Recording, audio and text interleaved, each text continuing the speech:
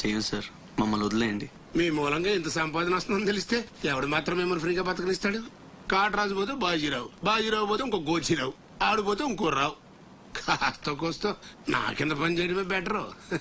ఏమంటావు? ఏంట్రా ఒక ఆకురవుడిని వేసినంత మాత్రాన పెద్ద లీడర్లా ఫీల్ అయిపోతున్నావా? నీలాంటి లేబర్ ఎదవలు ఎవళ్ళో ఒకళ్ళ కింద బతకాల్సిందే, వేరే దారి లేదు. హలో, మొదలైందా?